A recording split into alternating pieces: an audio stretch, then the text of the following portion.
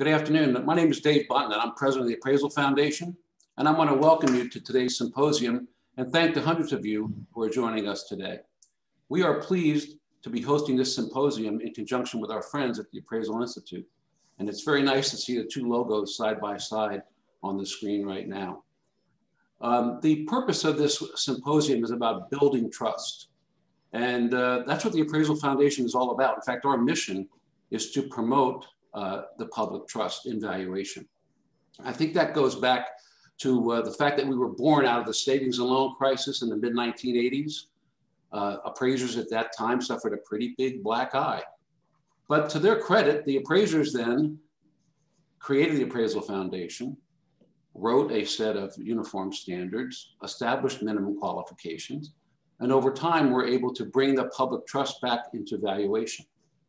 If you fast forward to 2008 and the financial crisis, particularly in the residential arena, a lot of legislators wanted to exempt foreclosed properties from appraisals. And it was appraisers who educated those decision makers of the unintended consequences of trying to manipulate market data. So again, through it all, I'm proud that appraisers have always continued to work to find solutions to problems that the profession faces. And today is really no different. Right now, our profession is tackling a different crisis amid allegations of bias and discriminatory practices.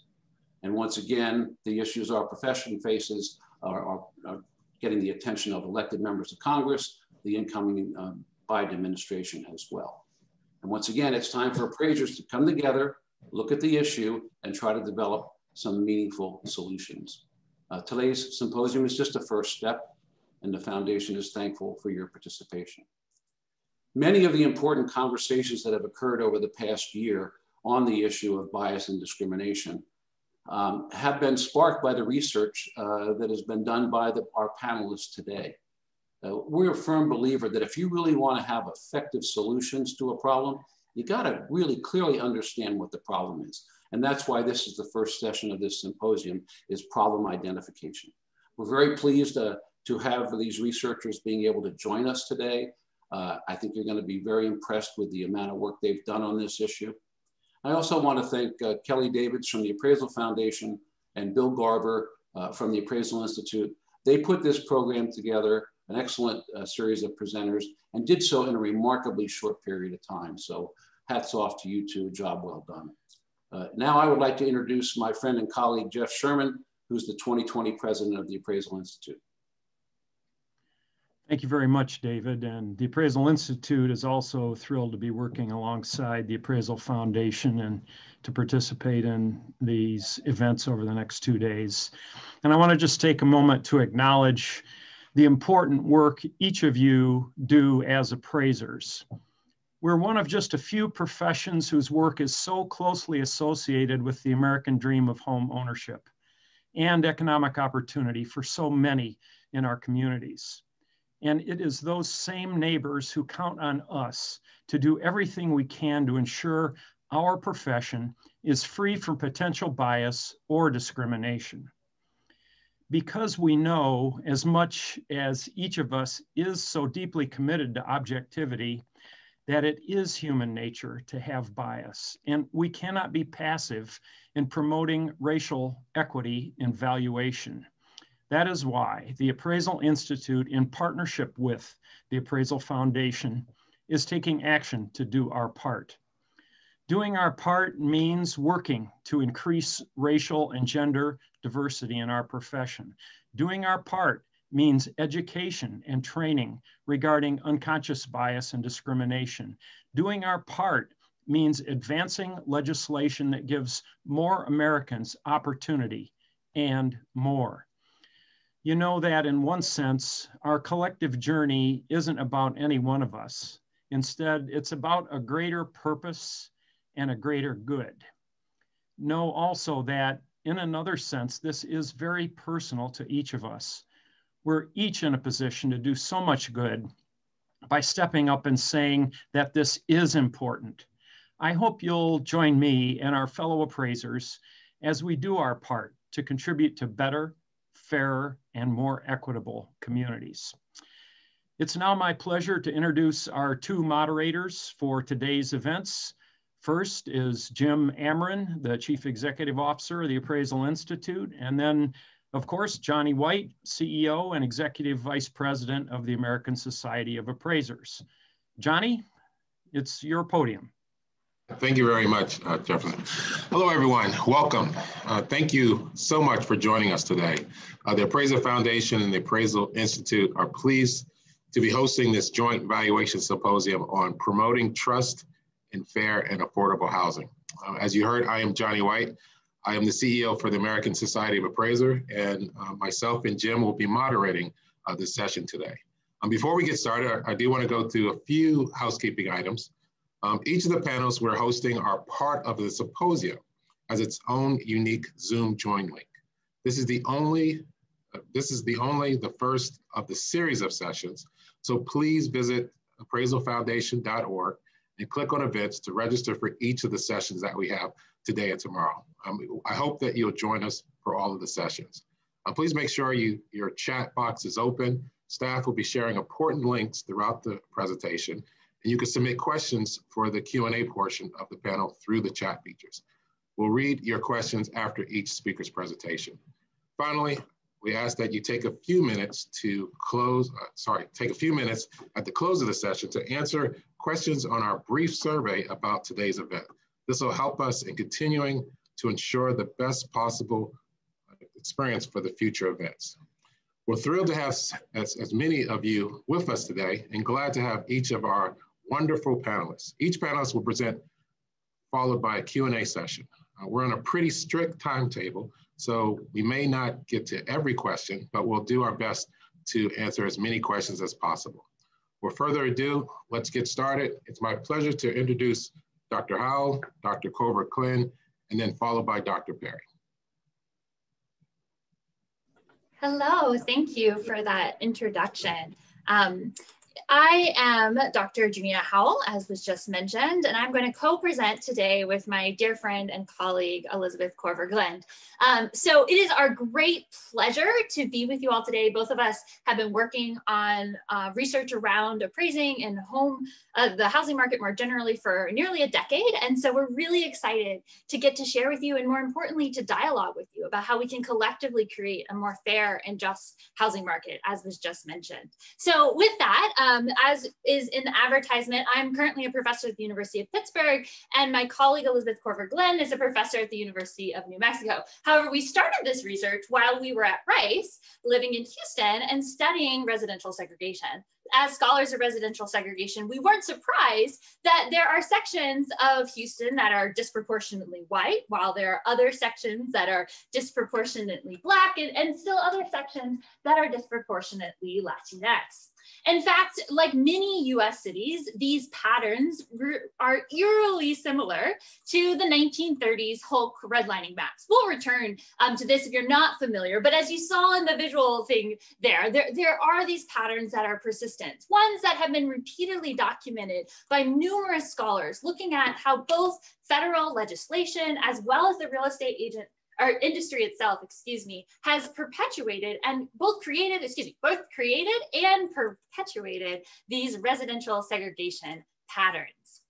So given this, we also weren't that surprised when homes in communities of color, this specific home that I'm showing you is in a Black community in Houston, were appraised at lower rates than homes in white neighborhoods. However, we were surprised that homes with really similar amenities that were the same size, looked really similar, were appraised at such drastically different rates. In fact, these numbers I'm showing you are market appraisals that have been done in the last couple months in houses in Houston. This is a 10 times difference. Moreover, Elizabeth and I were particularly surprised as we started to dig into this further when we were living in Houston, that these prices did not necessarily reflect demand. There were demands in Black and Latinx neighborhoods, meaning lots of people interested in buying houses, and that wasn't being reflected in the appraisals. And so we were curious, how is this happening and how can we understand it better? Which set us off on what I just earlier mentioned as nearly a decade of spending time looking at lots of different components with lots of different methodologies. And we're just going to share pieces of them today, but we're happy to go into more detail in the question and answer. So I'm going to start today by discussing some of the history. I know that you guys are real estate professionals, which is wonderful. We don't normally get to present to real estate professionals. So I know you have more of a base knowledge than many audiences that we speak to, but I still want to give you a quick overview of what we found and how that affects today. Sorry, I'm pausing a little bit because every time a chat comes up, it stops my ability to advance the slide. So when I'm struggling, that's me trying to get out of the chat piece that when it's popping up. So sorry about that. But once I'm done talking about the history, I'm going to pass it over to Elizabeth, who will talk about how that history is manifest in current patterns.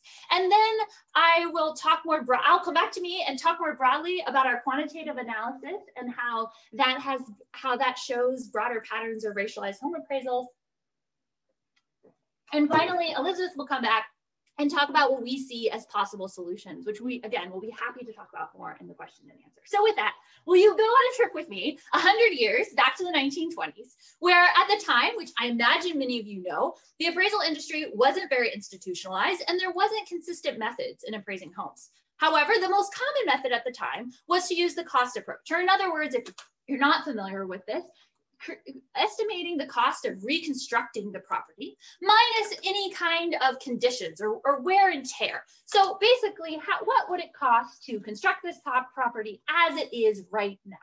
This method stayed as the most dominant method really until the stock market crash of 1929.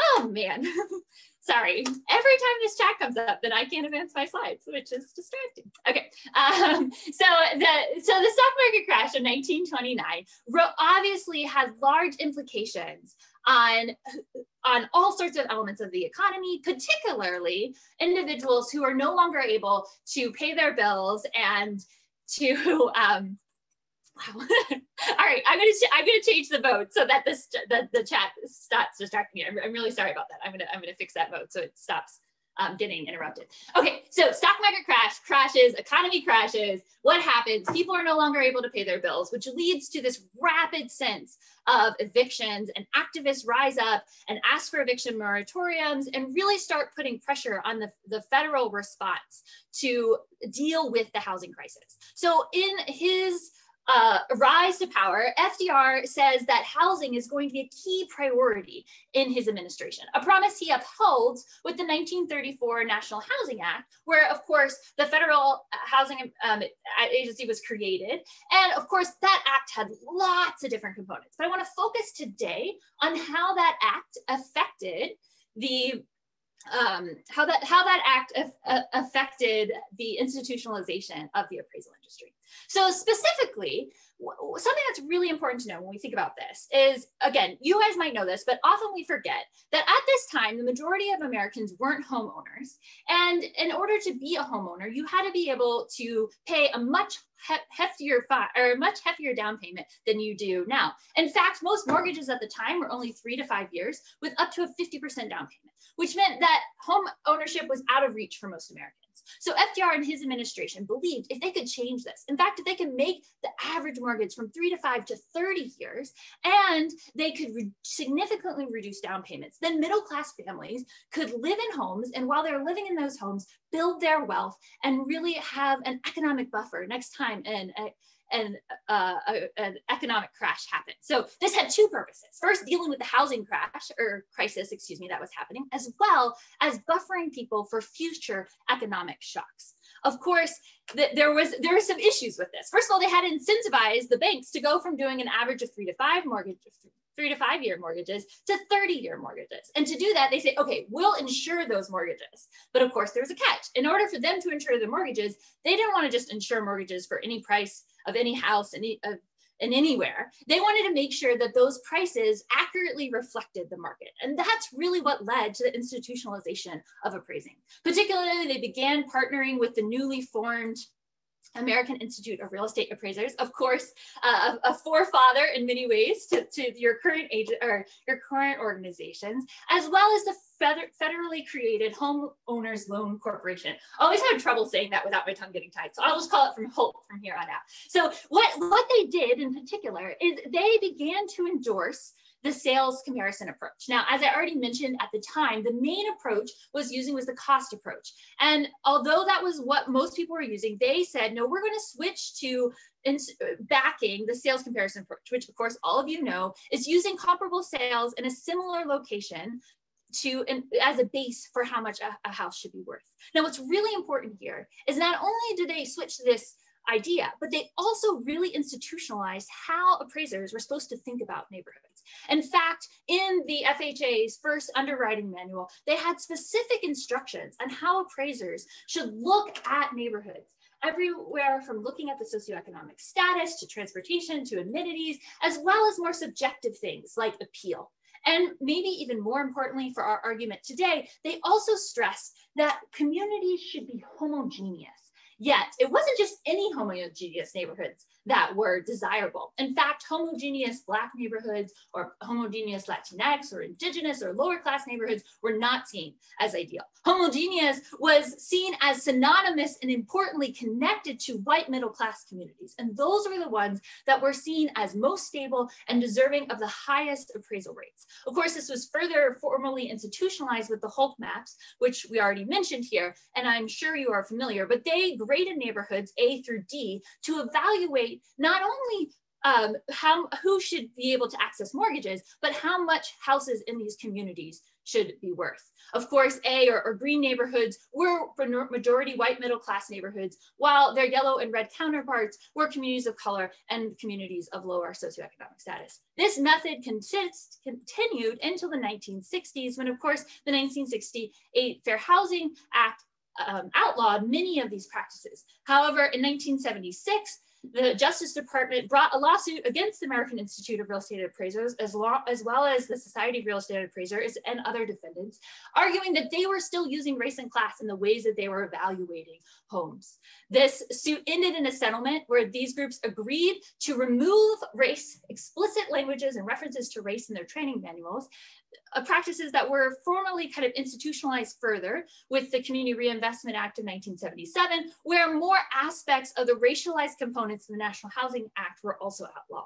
However, these acts and these lawsuits never condemned the practices within the sales comparison approach that relied on the historical redlining that was explicitly race and class, nor did they disagree or counter any references to homogeneous neighborhoods and the insinuation that those homogeneous neighborhoods were white middle class.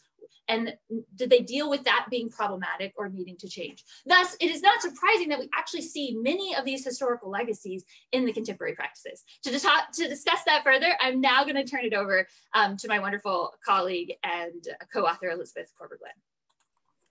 Thanks. As Junia mentioned, the work that we are sharing with you today began when we lived in Houston.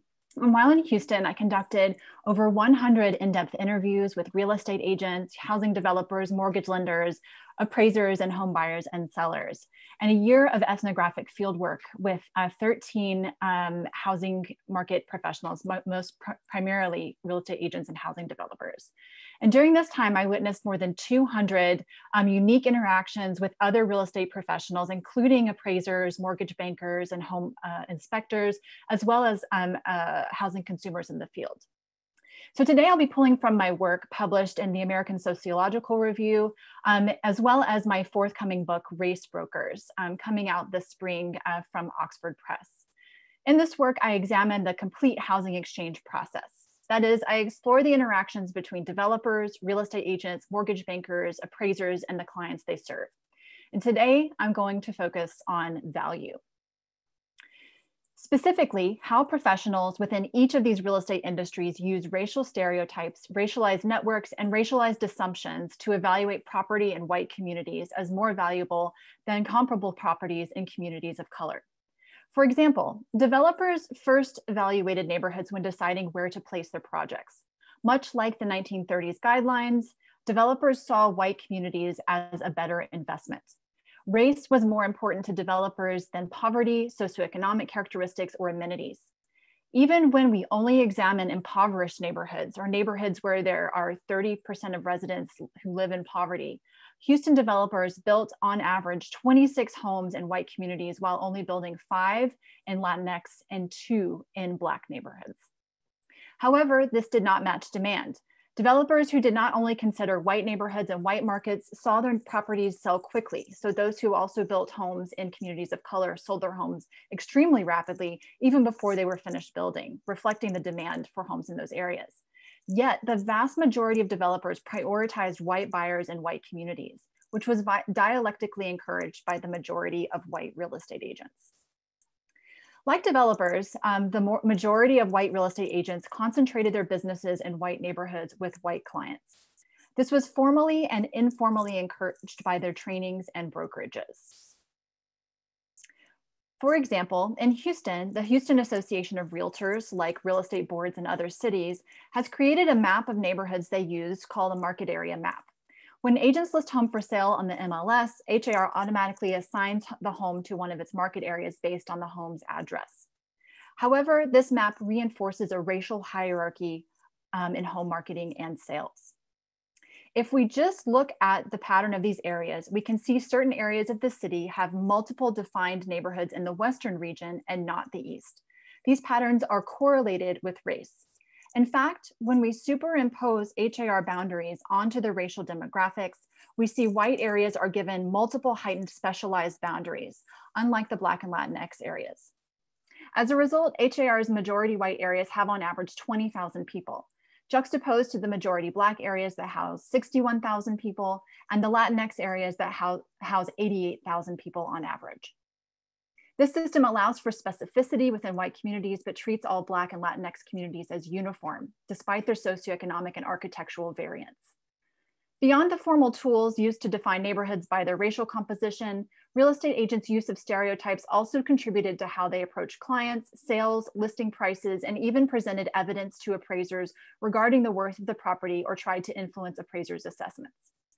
For instance, one appraiser described how a prominent white real estate agent asked him to sort of try to influence how I appraised the seller's house because they wanted to sell their house for hire to someone of a different race. And the buyer was African American. The guy was a doctor. I guess the realtor felt it would affect her future marketability if she was the one that sold this house. Because this real estate agent understood that Daniel had discretion in selecting comps and ultimately determining the home's value, she asked him to select lower value comps so that the appraised value would not meet the contract price. In turn, this would mean the contract with a prospective Black buyer would not be binding and she could find a different non-Black buyer for the home. Likewise, there are obvious interconnections between mortgage lending and appraising. In my research, white mortgage bankers routinely assumed white neighborhoods were the most desirable and anticipated they would not have problems with appraisals in these areas. By contrast, white mortgage bankers routinely assumed that neighborhoods of color were undesirable and anticipated that appraisals for homes in these areas would not be high enough or would perhaps be inaccurate. In these ways, mortgage bankers were primed to view loan applications for properties in white areas as low risk and applications for properties in communities of color as high risk. For instance, Austin, a white mortgage banker, explained, "So there's a lot of sociological questions that come up in these demographic areas. It hasn't really affected anything I think I've dealt with, except for the sense that I know that now when you're buying there, I used to think, okay, we're buying in the 135 to 195 range. Now where you're seeing someone just came, flip the house, and now they're buying a remodeled house and it's 225, 275, sometimes even more than that. And my first thought is, hey, is it going to appraise? And do they actually know the understanding of the area that they're getting into? That's my thought. Like all but one mortgage banker in my study, Austin entwined the assumed race and class composition of neighborhoods when anticipating appraisals. Furthermore, he demonstrated how this entwinement could affect their assessments of property risk. He assumed that homes in neighborhoods of color should be in the low range of the price spectrum and that home values in these areas would not show rapid appreciation, even if remodeled or redeveloped.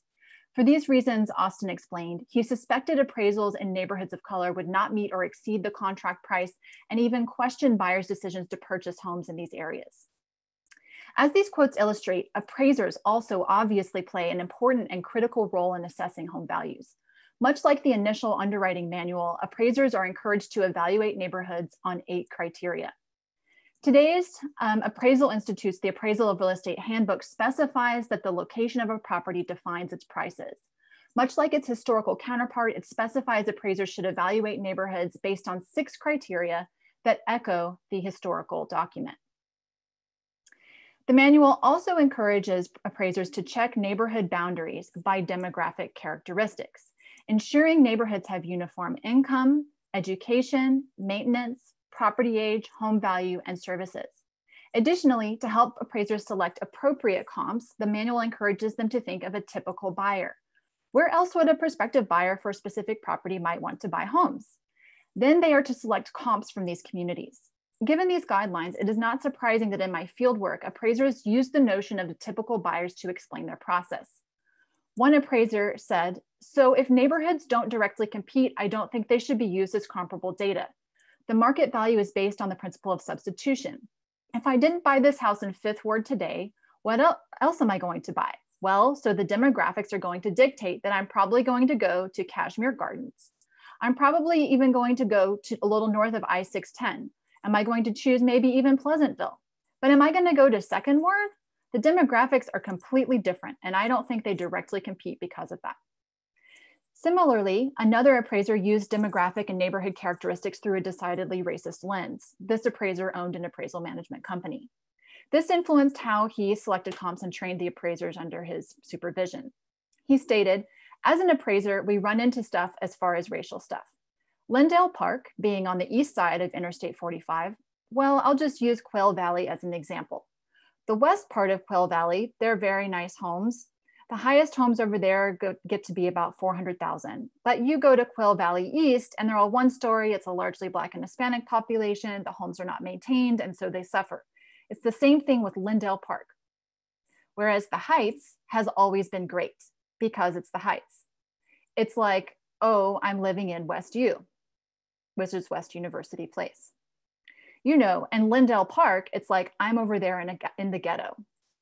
Lindale Park is a middle-class Latinx neighborhood." He said, "It's kind of scary because if I go by to appraise a house over there, I'm kind of looking around. As for the Heights, I'm driving right up to the house. I have no worries. I go right up there, you know." Comp selections make large differences. During my fieldwork, I observed two different appraisers evaluate this particular three-bedroom home. The first appraisal pulled comps from homes that were 73 years old on average and 0.75 miles away from the subject property on average. The second appraisal pulled comps from homes that were 50 years old on average and an average of 0.68 miles away.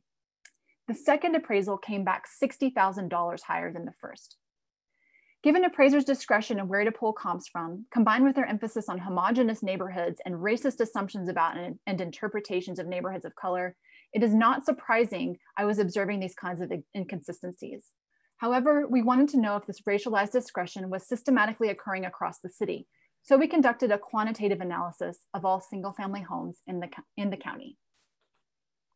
Thanks, Elizabeth. So since Houston is located in Harris County, one of the largest counties in our country, we're able to use a full census, meaning all the single family homes, as Liz just said, in this county, which is over 1 million different homes. And we looked first just at, is race of the neighborhood affecting the home value? And not surprising, given everything we've said before and we're experiencing in Elizabeth's fieldwork, yes, and it certainly was. It was on average, $420,000 more. Homes in white neighborhoods were appraised at $420,000 more than homes in Black and Latinx neighborhoods. Yet, as appraisers, you all know, that's not the full story. Obviously, there are things going on with housing characteristics everywhere, from how big, all the specificities of a fireplace or a pool or a tennis court or bathrooms, all the things that you guys are experts at figuring out, as well as the condition or the quality of the house. So when was it last renovated, physical condition, all those kind of things. So we take those from the appraisals, put them into the model and hold all that constant. And so in the second model, the second bar graphs I'm showing you here, what this shows is, yes, the inequality is less than when we didn't control for the home values, but we still see a substantial racial gap. So of course we wanted to take into consideration neighborhoods. We know that matters in appraising. So we took in all sorts of neighborhood variables. And again, we have 1 million cases, so we have lots to play with here as far as statistics go. And so we're taking into consideration everything from poverty to socioeconomic status to school to crime. And my personal favorite that I always love to say is we literally counted the amount of feet it would take to walk out to the front door to the nearest park. So all these amenities, commute times, etc. And once again, we see the racial gaps decrease slightly, but actually not that much. Finally, and as I'm sure all of you are currently thinking, but we need to take into consideration real estate demand. Who's buying houses? How quick are they coming off the market? How many are having price cuts? What's going on? Is this just reflecting who wants to buy homes in these communities? Once again, we see an ever slight decrease, but it's still substantial racial inequality. So let me put this in another way. Homes in Harris County and white neighborhoods are on average are worth $290,000 when we hold constant everything about the home that we can possibly think of, as well as everything about the neighborhood, including how much real estate is going off the market, how much demand there is in that community. So that's $290,000 in white communities and only $120,000 in Black and Latinx communities. This is an over 240% difference. Obvious, a huge difference, one that further substantiated that what Elizabeth was finding in her ethnographic work wasn't just one-off cases, it was systematic throughout the city. Yet we wanted to know, is this all cities in our country? And how has this changed over time? Obviously, we spent a lot of time at the beginning talking about history, so we know this history matters, what's going on. So in this most recent publication, what we look at are those two questions. And specifically, we start with 1980. So I mentioned earlier when I was talking about the history, that the 1977 Community Reinvestment Act kind of formally institutionalized not using race in a whole nother way that built off the 1968 Fair Housing Act, but really took race out of appraising in many ways. So we started in 1980 as a baseline. And as you see here in the graph, white communities, as we would expect on average, this is across the whole country now, had homes appraised a little bit over twice as much as communities of color, defined as both Black and Latinx for this particular piece of the study. And this is just descriptively. We're not holding anything constant, we're just showing you the descriptives. But that wasn't surprising to us. But what was surprising is when we looked at this over time, specifically when we got all the way to 2015, this inequality had doubled. So we're really curious, why is this happening and what is going on? So given that housing markets are really different in different cities, as you guys know so well, we didn't want to just do a national average writ large because we know that these communities have very different housing markets. So we actually looked at 107 of the largest metropolitan areas and ran 107 different models specifying how race was playing into appraisals in these metropolitan areas, and then created some national averages so we could tell the broader story while still the models taking into consideration the specificities of the local communities. When we do that, we take this descriptive graph, that doesn't have anything held constant. And now we hold constant all those housing values or pieces of those housing values that we mentioned in our previous paper or mentioned in the previous paper, as well as neighborhood characteristics. And once again, we see that not only does this not erase the inequality over time is actually growing when we take into consideration the characteristics of the communities and the housing themselves. So another way of putting this is a home in a white community that is very, very similar to a home in a community of color, grew in value $225,000 from 1980 to 2015, compared to the very same similar community or house in a very similar socioeconomic and other amenities community in a community of color that only grew $31,000. Obviously, 31,000, yeah, I said it right. For a second, I thought, did I say that wrong? Anyways, obviously, this inequality is enormous and has lots of implications on schools and wealth and all these other things that we know really matter, especially when it comes to racial inequality. But obviously, we also wanted to take into consideration how much of this is what appraisers are doing now versus the legacy of the historical redlining maps. As I previously mentioned, these maps were not formally dealt with in many ways with the fair housing legislation. What I mean by that is when you're using previous sales that were defined by maps that were explicitly racialized and explicitly classed, then you're pulling sales into the present that represent that same historical inequality. So in order to disentangle the historical inequality from the present day inequality, we ran dynamic panel models where we basically held constant what was going on historically and looked at how it was changing. So another way of visualizing this kind of model is saying a community that had the same historical legacy of redlining, but compare two communities that one became more white while the other one became more Black and Latinx, and see how the appraising values change over that time period. And as you can see, they grew. And so what this tells us is the story that we're seeing is both one of historical legacy and contemporary practices. So given that, I'll pass it back over to Elizabeth to talk about what our suggestions might be. So what can be done about racial inequality in appraisals? To make it easier to remember, we have summarized our suggestions into 3 R's: regulate practices, redress infractions, and revise procedures. And I'll give Dr. Howell a minute. There you go. So starting with regulating practices, obviously HUD and other agencies already do some regulation of real estate industries through audit studies per fair housing legislation mandates. However, these mainly focus on real estate agents' steering of randomized clients. These processes are unable to look at systematic patterns in real estate agent clients or areas served. They also do not examine how real estate agents' actions are perpetuating racial inequality, for example, through agents who attempt to influence appraisers' selection of comps. Likewise, current regulatory processes do not examine racial biases in appraising. A first step in creating such regulation is using the Uniform Mortgage Data Program's Uniform Appraisal Dataset to identify systematic patterns in the ways chosen comps and home valuations are perpetuating racial inequality. Ideally, working with Fannie Mae, Congress, and researchers, the Appraisal Foundation, and appraisal industry could provide access to this data to help ensure appraisers are upholding fair housing legislation. Similar approaches need to be taken with regulating real estate agents, mortgage bankers, and developers.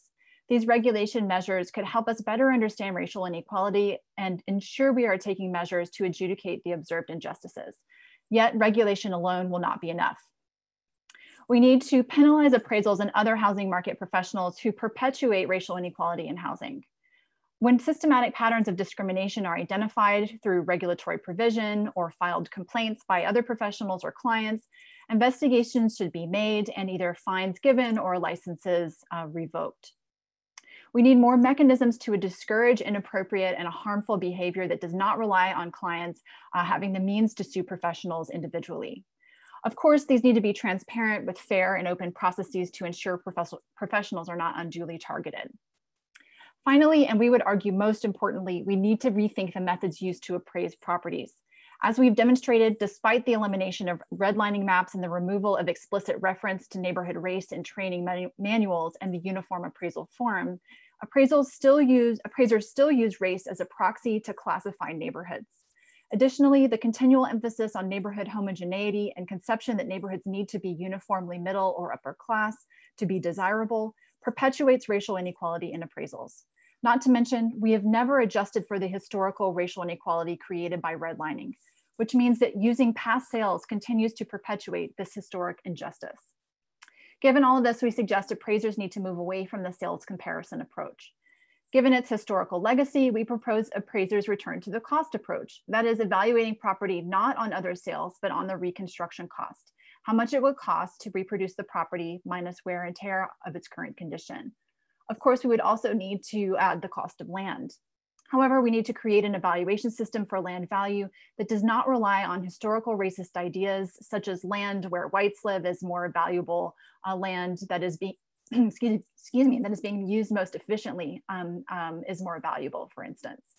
Creating this new anti-racist appraisal system would require community conversations, especially with tribal nations that are still suffering from racist policies that devalue land in which indigenous populations resided. Clearly, these 3 R's are not minor or easy changes, but if we're going to create a truly fair and just housing market, we need to work together to make such critical changes. Thank you.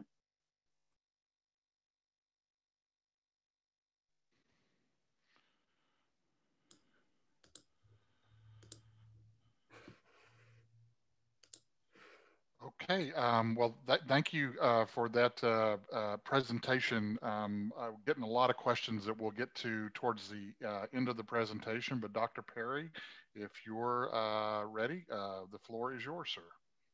I'm ready. Hello. I'm hoping the host will allow me to start my video. Okay, very good. Hello, everyone. I'm Andre Perry of the Brookings Institution. I'm going to go ahead and share my screen and my presentation. Let's see here. Yes, hopefully you all can see it and you can hear me. Again, I'm Andre Perry. I'm a fellow at the Brookings Institution, where I study Black majority cities. And as you can see here, there are lots of them. I also study Black majority neighborhoods. There are 1,200 Black majority cities, and I examine the assets in them. So I not only look at housing, I look at businesses, infrastructure, government, and other entities, things that people can use to climb economic and social ladders. I've been witnessing the chat, and what I want to do is sort of take us a step back away from appraisals and just look at value, the concept of value. This is my home. This is where I grew up. As you can see, this is Wilkinsburg, Pennsylvania. It's a small Black majority municipality surrounded by Pittsburgh on 3 sides. And you can see the home is boarded up. The roof is bowed. It's essentially worth $0. Anyone can pick it up by essentially agreeing to pay the taxes on it to the municipality. When I go back home, I'm always struck by how low it is worth, given my background and what it means to me. That woman in the upper right-hand corner, her name is Elsie Boyd. I call her Mom. When I was born, there was a deal made between Mom and my maternal grandmother that she would take me in. My mother was poor. She already had a child when she was 15, had me when she was 17. And when I was born, I went to her house, went to 1320 Hill Avenue. Along came my older brother, but along the way, multiple kids joined her, joined us. And so she raised about 12 to 15 kids from around the area. And as you can see here, she raised white kids, Black kids, mixed kids. One of the reasons why this gentleman, he was my father. He, at the time, was a heroin addict. He was probably abusive to my mother. He was in and out of prison. And so I started just examining where he lived and how he lived. And to do so, I started looking at home prices, specifically where he lived in Detroit and in Pittsburgh. And it served for the basis of a book I wrote. But it all started for me were home prices. And I'll just show you a little bit of the data. Here you see a chart of looking at Blacks in zip codes and they're correlating home prices. Along the x-axis, you see the percent of Black people in a neighborhood or in a zip code. And on the y-axis is indicated on the top row by the home prices. Those are the average listing prices of single family homes in those in neighborhoods across the country. And so as you can see, it's pretty linear. As the Black population increases, home prices decrease. So homes were in neighborhoods in which the Black population is less than 1%. Their average price is about $340,000. In places where the share of the Black population is 50% or higher, it's about half as much. And again, it's very linear. But a lot of people will say that's because of education, that's because of crime, that's because of demand. But all of those things you can control for in a study. And that's exactly what we did. We took that absolute list price and we then controlled for structural characteristics, so size, number of rooms. But then we also controlled for neighborhood amenities, things like education, crime, walkability, all those fancy Zillow metrics you find. And what we found pretty much astounds that homes in Black neighborhoods are underpriced about 23%, about $48,000 per home. Again, we're looking at equivalent size, equivalent social circumstances. So middle-class home to middle-class home, middle-class neighborhood to middle-class neighborhood. And what we found that homes on average are underpriced in Black neighborhoods by 23% and $48,000 per home. Cumulatively, that's about $156 billion in lost assets. Now, this is occurring wherever Black people reside, but there are some differences. Wherever you see a magenta circle, that's where devaluation is occurring. Wherever you see a green circle, that's where home prices in Black neighborhoods are actually higher than their white counterparts. Just to give you an example, Louisville, Kentucky, 27% difference, about $28,000 per home. And as you can see here, different metros offer different levels of devaluation. Lynchburg, Virginia, 81% different. Rochester, New York, 65% difference. Jacksonville, 47. Again, there are places where the homes in Black neighborhoods are actually priced higher than their white counterparts. Nashville, for instance, plus 10%. Wichita Falls, plus 16. Boston, plus 23. And I always say, no, Boston is no less, no more racist than Lynchburg. However, the home prices are higher. But I just want to put this 156 billion in perspective. And what I want for all of us to really reckon with is that this is hurting all of us. It's hurting the economy. That 156 billion, what is it? It would have paid for more than 4 million Black-owned businesses based on the average amount Blacks use to start up their firms. It would have financed more than 8 million four-year degrees based on the average amount of a four-year post-secondary degree. It would have replaced the pipes in Flint, Michigan 3,000 times over. It would have covered all of Hurricane Katrina damage, and it's double the annual economic burden of the opioid crisis. The reason why I put that bullet there is because my father was in and out of prison because of a heroin addiction. He died to a single stab wound to his heart before his 27th birthday. And certainly he died by the hands of another inmate, but he also lived in areas in which he had much less chances to go to college, much less chances to start a business, much less infrastructure, worse schooling. This is an issue that's impacting us all. And so what I will talk a little bit later is that it's not just appraisers, it's not just lenders, it's not real estate agents. There are many actors in this economic drama. But if we all say that this is not us, nothing gets done. I'm going to show you, and a lot of you have already seen this because many of you are appraisers. You saw me, and I always say there's nothing wrong with Black people that ending racism can't solve. The reason why I say that is we often say or blame Black people for the conditions in Black neighborhoods, and we don't look at many of the policy conditions and practices that Junia and Elizabeth talked about earlier. And so we point to the people who are impacted by these policies. But I want to fast forward to this hearing. And some of you saw this hearing when I presented to the Financial Services Committee about a year and a half ago, I believe. And the question was asked, is there discrimination in home prices in terms of appraisals? Now, I just want to be clear with everyone that if there's one area that we have lots of evidence, anecdotal and empirical, that there are significant irregularities in practices, it's housing, in all aspects of housing, real estate agent behavior, lending, appraisals. We have lots of evidence for it. But if we continue to go down this path of it's not me and point to lenders or real estate agent behaviors, nothing gets done. So I'm going to just replay this clip so we can absorb it. If you think Black people are being discriminated when their property is being appraised, would you kindly raise your hand? One person on the panel.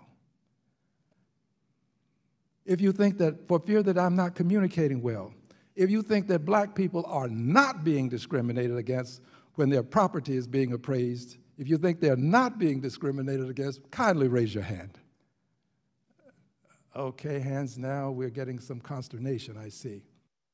You know, and again, this is challenging stuff, no question.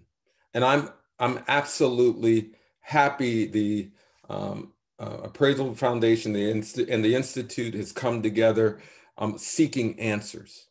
And we all need to seek answers.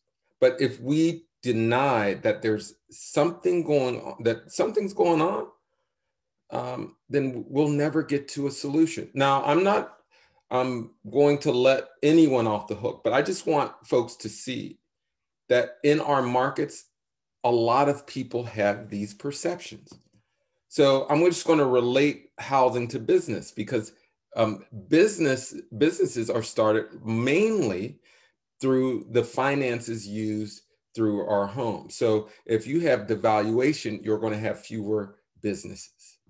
And so Black people represent 13% of the population, but only 2% of the employer businesses. Only 1% of Black business owners were able to obtain a loan in their founding year, compared to 7% of white entrepreneurs. And when we do get, when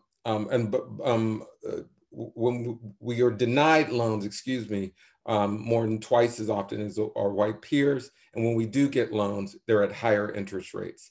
About half of Black businesses survived the Great Recession, compared to 60% of white-owned firms. And 95% of Black-owned businesses did not receive PPP loans as part of the CARES Act. And I just want to introduce to you Dorian Moorfield, business owner in the Hill District of Pittsburgh. He has a highly rated business, 4.6 stars out of 5. It's in the Hill District, a Black area. It's becoming less so. In 2010, it was about 100% Black, and now it's about 80% Black, rapidly gentrified.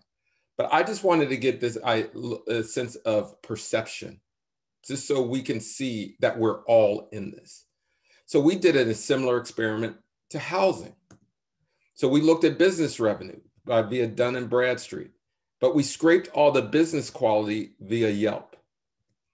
Then we controlled for neighborhood conditions, buying power, education, walkability, all those different things. Because I saw in the chat, what about buying power? What about all these things? So we also controlled for those. And what we found was similar to housing, that Black, Brown, and Asian-owned businesses actually were rated higher on Yelp than their white counterparts. But when, as the neighborhood got Blacker, the stars went down. Let me explain, and the revenue. So that magenta line, that's minority-owned businesses. That gray line, that's white businesses. Black, Brown, and Asian businesses actually score higher on Yelp at all parts. But look, as the neighborhood gets Blacker, the stars go down and the revenue goes down. And it's costing Black businesses it's costing all businesses in Black neighborhoods around $4 billion a year. And now there's a saying in the Black community, it goes, our ice is just as cold. We knew, the elders knew that our businesses are just as good, our homes are just as good. And when you avoid quality, you suppress or distort the market in a way where, one, in terms of business, high quality businesses are competing with low quality businesses. You're bringing less revenue. Things become depressed. Now, how do you combat this devaluation? In my opinion, this is not just about rules and regulation. This is about investment. The devaluation has lost revenue in places. And so we need to figure out ways to direct capital towards minority-owned firms, Black and Brown, and Black and Brown homeowners. We also need to remove unnecessary bureaucratic barriers to ownership. And we also need to make investments in neighborhoods. Because of devaluation, many Black neighborhoods simply have lost quality infrastructure, and we need investment. And so even if we waved a magic wand somehow and made every practice in the real estate agency not racist, there's still going to be differences in pricing because of the past. And so we need to restore that value. And we also need to incentivize businesses and others to moving into Black and Brown communities. And so there needs to be an investment. This is not about laying down the hammer on any one group. This is about investing towards what we want to be as a society. Now, a lot of this can be found in my book, Know Your Price. I detail all of this. And again, this is not to, I did not want to say that, although we're talking about appraisers, this is the price difference is not just about appraisals. It's going on in many different ways within various markets. But again, I just wanted to emphasize, if every single group or organization says, we're following the rules, we're not breaking any laws, nothing changes. And you don't necessarily have to break a law to discriminate. Many of our laws are tilted or created in a way that really recycles the past discrimination. And I think Junia showed that. So for me, what I wanted to do today with this presentation is also open up a hand in cooperation to say, we need to do this together. And we can't keep blaming other sectors and other people and saying nothing's going on when there clearly is. And so I want to thank you for presenting, and I'm looking forward to addressing your questions. Thank you.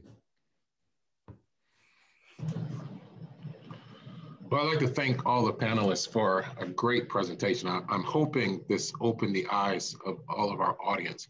Now we're going to take the time to ask you guys a couple of questions that we received within the chat. Myself and Jim will go back and forth with these questions. Jim, you want to take that first one? Yeah, I'd be happy to. And again, thank you very much for the panelists. Really complex and difficult conversation to hear, but really well thought out, and we appreciate your time today. One of the first questions we got was, I believe the vast majority of real estate professionals are good people and don't act from racist intent. Still, racism is part of the industry. Can you speak a bit more on how systemic racism affects institutions and shapes individual actions, even when not overtly racist? Well, I'll answer that. One way to interpret my findings is that the 23% difference on average is to say that after controlling for all those different things, individuals, regardless, they see Black neighborhoods. When they see it, they see twice as much crime than there actually is. They see a lot worse education than there actually is. The perception of Black neighborhoods is influencing the subjective decisions that actors in the housing market make.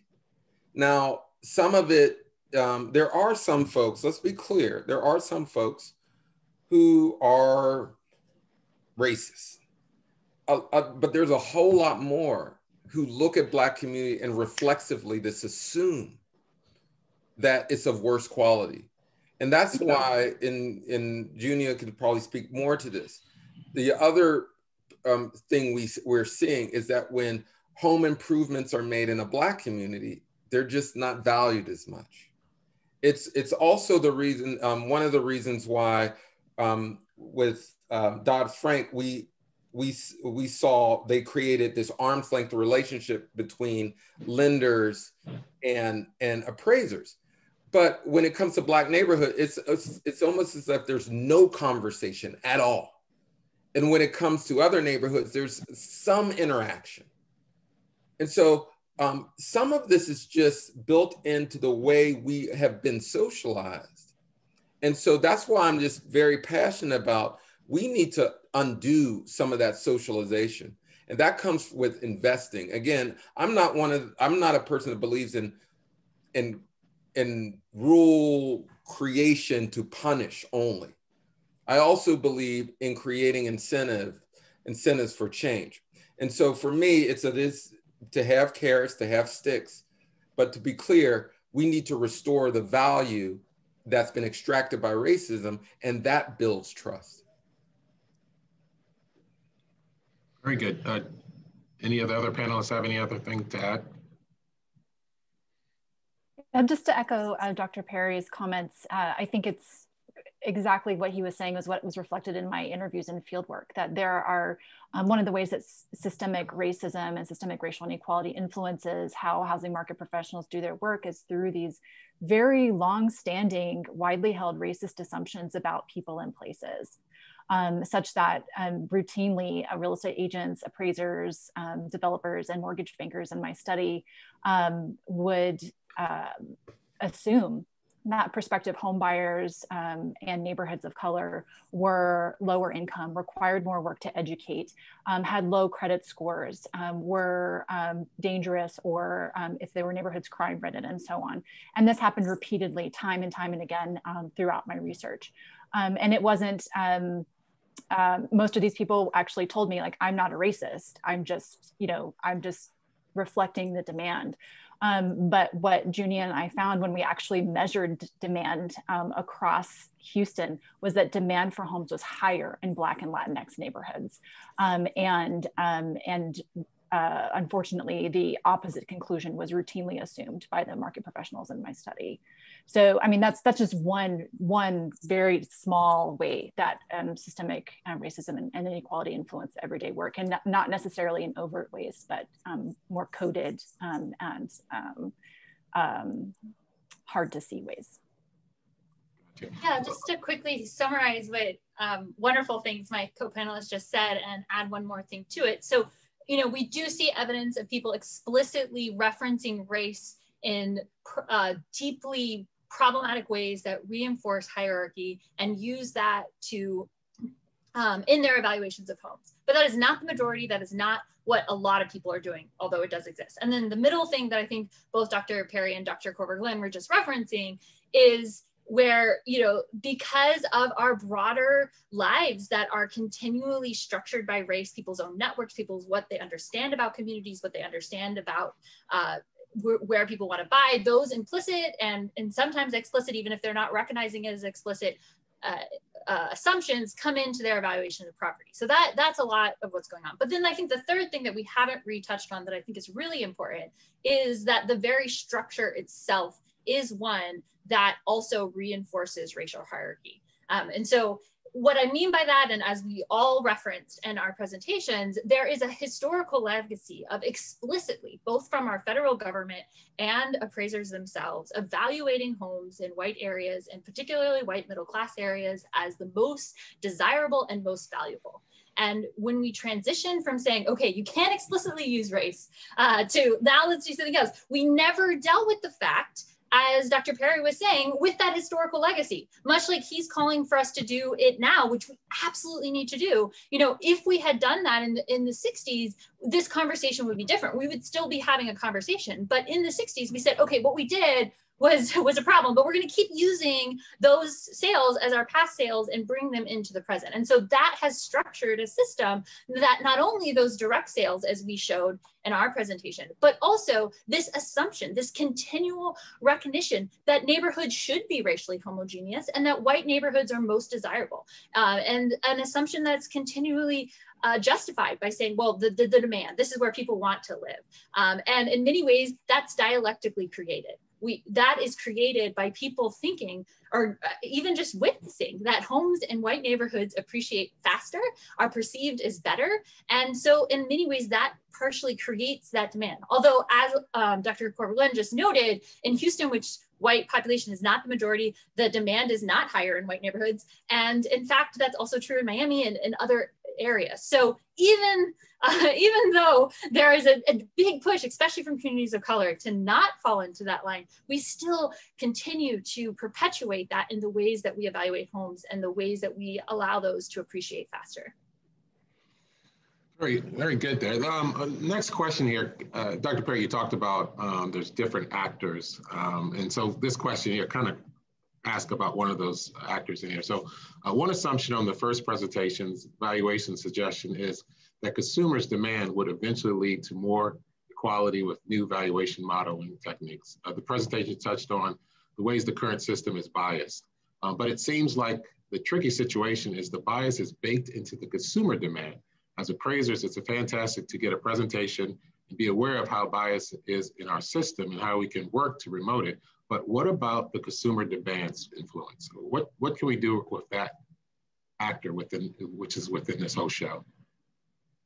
Well, I mean, there's a couple different ways to answer that. For me, remember, I will say that people who live in Black majority, brown majority neighborhoods, they want higher home values. They want to see their values maximized. And this is where it gets a little tricky. Certainly that devalued price that I talk about, people seek that out because they want a discount on a quality home. And so, you know, so people are demanding many of these neighborhoods. And so for me, I just keep in mind, everybody wants to build wealth. Everyone wants to grow and see their homes grow in value. So for me, it's about not so much about the, when you're talking about consumer demand, we all want the same thing. Is, are we willing to break the structures that in one neighborhood, that same wanting of higher home values gets translated into growth, and in another one it doesn't. And so for me, it's what are those structures that's preventing the consumer demand in Black neighborhoods from actually growing wealth? And so that to me is the issue, but we all want the same thing. Everybody wants the same thing. Absolutely. And if I may, I want to add on to that with a few things that we were finding, Elizabeth and I, and some current research that we didn't present today. And that is that I was referencing it slightly there at the end when I was talking quickly about the dynamic panel modeling. And I saw quickly that there were some questions about gentrification. And so I want to kind of tackle both of those things. And so something that we're finding that I find really interesting and also very disheartening is that what happens is as Black populations move from one neighborhood into another. So in cities like Pittsburgh, which Dr. Perry obviously grew up in and shared, and I'm there, so we're going to use that city as an example, right? So he mentioned the Hill District. Homewood is another historically Black community where because of different dynamics, residents are being pushed out in various ways and moving east to the Penn Hills area. And what has happened literally as Black families, have moved to these inner suburbs, the appraisals of those homes have gone down, while their counterparts who are white and moving into the neighborhoods that they used to live in are getting the benefits of their appraisals going up. So we literally see appraisals going up and down over time, proportional to the percentage of Black or Latinx, depending on, or Indigenous, depending on the community that we're looking at. And so what this does is it not only, as Dr. Perry was saying, like we all have this desire, but because it's still so linked to race, that it's basically like people of color just keep losing out. And I think the other piece of this that's really important in some of the work that I've been looking at is looking post the housing crash, leading up to and post the housing crash. And what's really interesting to me is home values, actually, I'm going to back up slightly more than that. So home values since 1980 in communities of color, as I kind of alluded to it in various of the graphs, have really barely grown. But in many ways, their line or their slope, if you will, reflects what was happening before that. The difference is actually what's going on in white communities. I also saw in some chats, like references to how much homes cost in the 1920s, the 1930s, the 40s, where all these historical legacies are carried from. Yes, they were way cheaper. And while they were growing at a relatively constant rate that was paralleled with inflation. Post 1980, we see a radical transformation where homes in white neighborhoods are skyrocketing in value. And that's particularly true after the housing crash. And we see that growing even more. And so in many ways, yes, we all want to grow wealth in our homes. That was institutionalized in the National Housing Act. But the way that has manifested in the most recent decades is such that not only is it growing wealth for the white community, but it's also pushing out affordable housing and creating many other crises that our broader community is going to have to wrestle with. Wow.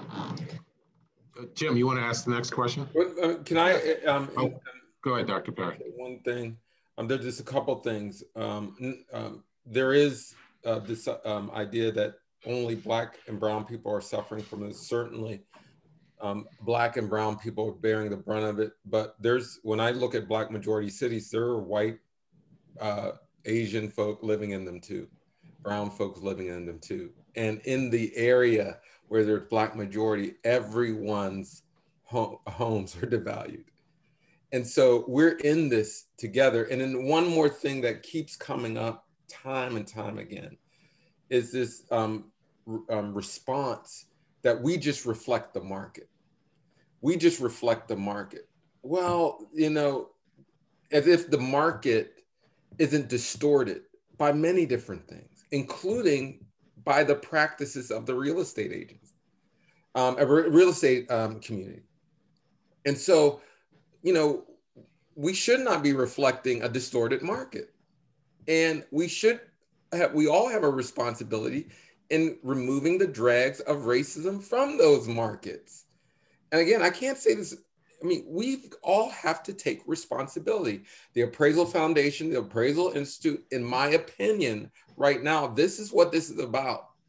This is about being self-effacing and saying to the members that we have a role in this. We may not be the only players in this, but we have a role.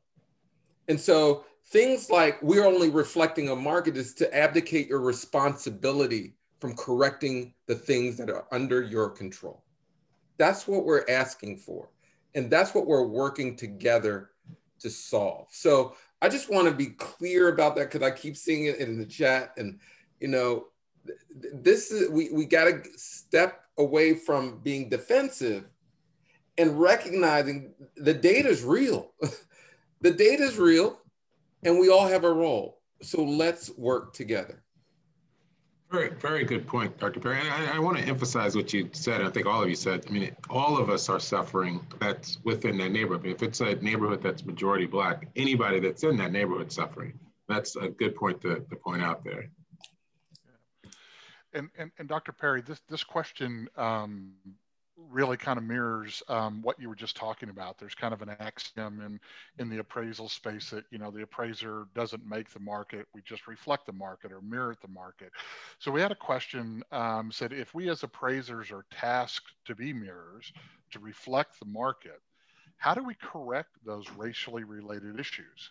If we choose the appropriate comps for a subject property, and those comps are affected by the same systematic racial issues as the subject property, how do we correct that systemic racial inequities? If the appraiser is a mirror, how do we correct the reflected image? So kind of you answered part of that, but I wonder if the panel might have some additional things that appraisers could consider.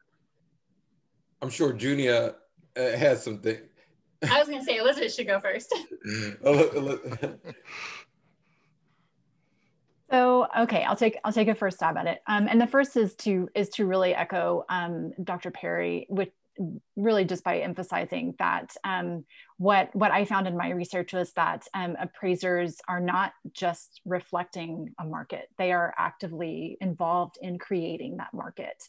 And they choose comps and they make choices. And to say that it's just a mere reflection is to minimize the agency that appraisers exercise in their profession. And so I want to re-emphasize that appraisers as real estate professionals who are licensed and aim to be trustworthy kind of partners with mortgage lenders and others as well, are a part of making markets. And I did see a comment that yes, I do understand how markets work. That is my life's work, is to understand how markets work. And individuals, including appraisers and real estate agents and so on, actively are part of making that market.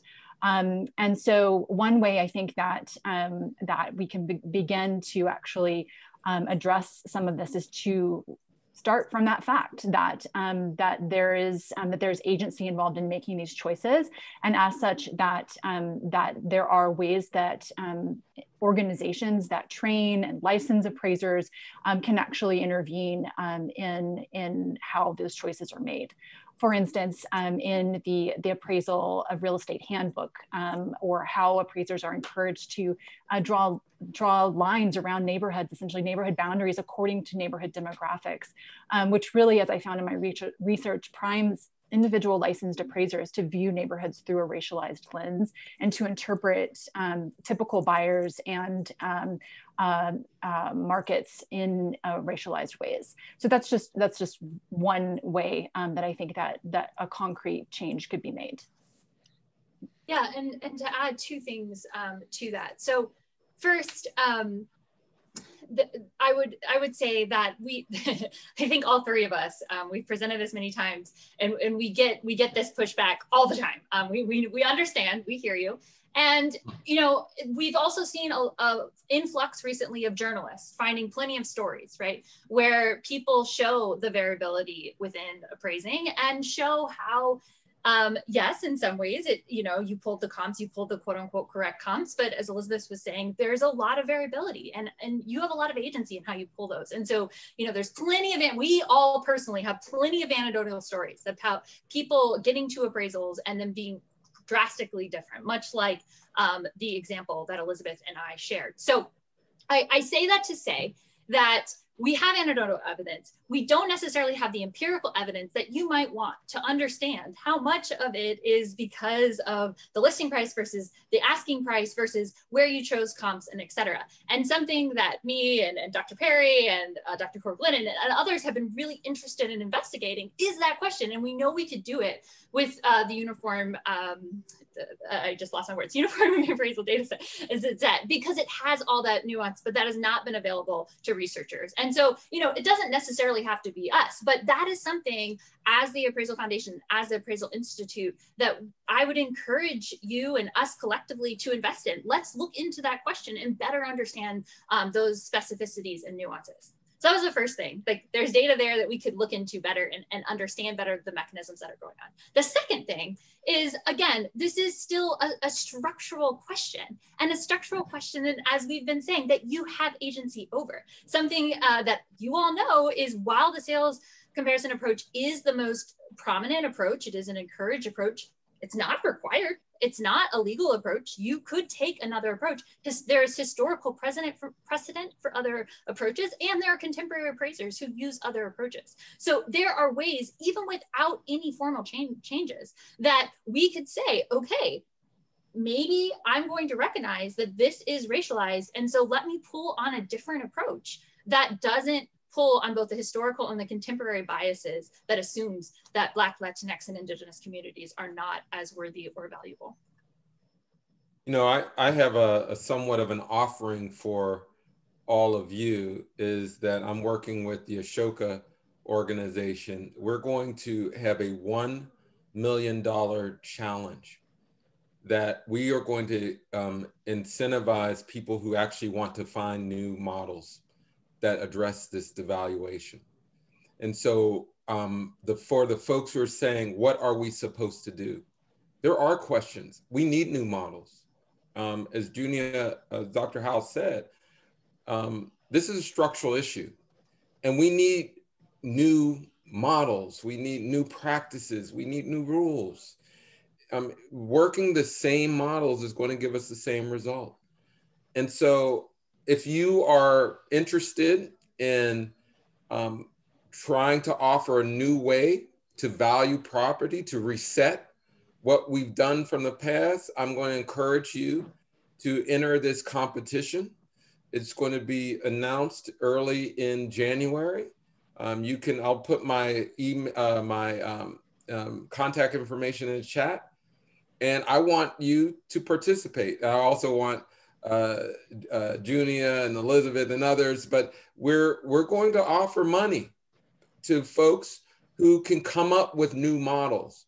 Because again, people keep saying, well, what can we do? We can't do it. No, yeah, you can. And people in the industry who are truly interested in change may have solutions that they can bring to the table, and we're looking for them. The Appraisal Foundation is looking for them. The Appraisal Institute is looking for them. So I just want to emphasize what the good Dr. Howell said. This is a structural problem. This isn't going to just disappear because we're following the rules. And so I want us to think deeper and say, okay, there is a different way. There is a new way. And so that's my response to folks who are saying, well, what can we do? Dr. Perry, for the audience, can you tell who is Ashoka? Ashoka is a social entrepreneurship organization. So they fund people who find solutions to structural problems. So it's just an entrepreneurship organization. So, and they just don't fund things with a market solutions. We also look for people who are doing policy. So there's going to be two threads: folks who will provide market-based solutions. So new appraisal practices, new mortgage products, new credit scoring systems, all of this, but also folks who can offer new zoning practices, new regulations for the different industry folks. So if you're interested, if you're truly interested and you're not just saying, we can't do anything, if you really want change, there's an opportunity. Show a different way. Because I just want to be clear, the data's clear. The data is absolutely clear. You can have empirical and anecdotal evidence to show there's significant inconsistencies based on race. We can isolate all the different things, but based on race, we know that there's inconsistencies, to put it nicely. And so we need solutions for those problems. Gotcha. And I think you've both, or all three, have actually answered this next question, where it asks, what would you recommend regarding the uniform appraisal data set? And it sounds like we just need to take some different approaches. I mean, start all over in somewhat sense. Absolutely. But the data is important. I mean, if we can get our hands on some data, and I just want to also be clear about this, moving to a completely, a model where it's completely automated, some of your automated models is not going to solve, not going to be a complete solvent, because one, we're always going to need some human element. But software developers have some of the same biases as real estate professionals. And so for me, it's about, okay, let's deal with these biases, let's deal with these structures, and let's find new solutions that bake in equity instead of inequality and exclusivity. I don't want to rehash all of your research here, but there's been a few questions that have popped up on this, and may be helpful to address this. A lot of the questions center around, well, you mentioned appraised values in your research, but I believe in some cases you're talking really about assessed values, which might be something different than individual appraisals done for lending. And if the case is that you use assessed values, if you used assessed values, do you think that using appraisal data from people who are like on this in this audience, do you think that would have changed the results measurably? In other words, I think there's some criticism that the data maybe came from census data, which was people self-reporting what they thought their own values were. There were instances where there's been some instances where people are saying, well, mass assessment data is not the same thing as individual appraisals. And I guess the question overall is that, what do you think that would measurably change your findings one way or another? Or even after controlling for all of that, are the results still going to suggest that there's racial bias at times in appraisals? Yeah, thanks, Jim, for that question. It is really important, and it's something that I think all three of us and people we work with think about a lot. So there's own evaluations, so self-reported home values. Of course, there's text assessments, there's appraisal assessment, there's market value, there's sell price rate. Like, there's lots of different ways to estimate this. And Elizabeth, in my work, we have used different things in different publications depending on what's accessible. But in every single publication, we do multiple checks to look at the correlation to the best of our ability between these various values. And we continue to find that they are extremely correlated for the data that we have access to, and that they are becoming more correlated over time, which makes some sense given how computers and other things have integrated into the industry. There's more commonality in the ways that people are accessing information, comps, all those kind of things. And so the most recent data is even most accurate or correlated across these different values. So do we perfectly have individuals, appraisers' own assessment for all of these models that we've shown you today? No, that data is not accessible back to the 1980s, and nor is it accessible to most researchers presently, although we do, the country has it, right? This data I've already mentioned a few times. But I don't think that any of the results would be substantively different because we run many supplemental models examining if we change these things across the different kinds of variables that we do have and the different values that we do have, does anything change? And the answer is no. Thank you. Would Dr. Corver-Glenn or Dr. Perry, you care to address that? Well, my research looks at price differences. The reason why I want the appraisal data, because I do want to account for what makes for those price differences. Like I said, it's not just appraisals, it's a lot of other factors. And the more data we have, we can see how much of that is a result of appraisals, of job market or whatever. But we know that appraisals have something to do with it. To say that it had nothing to do with it would be incorrect. And so for me, it's about, we want data so we can see how much appraisals factor in to all the different actors that make that price. So that's why the data is important. So we can be more specific, but it's clear you can run multiple models, and that's the thing about research. You really just try to see get the overall trend. We know that race matters in appraisals, in real estate agent behavior, in lending, in a lot of different things. We want to find out how much. Thank you. Thank you very much. So we're coming to the end here. Just one last question. You've provided a lot of great data here and a great presentation. Will you allow us to share the presentation with the attendees? Absolutely. Appreciate that, because I think this is something that people can take back and absorb a little bit more. And then a plug, Dr. Perry, you talked about unconscious bias.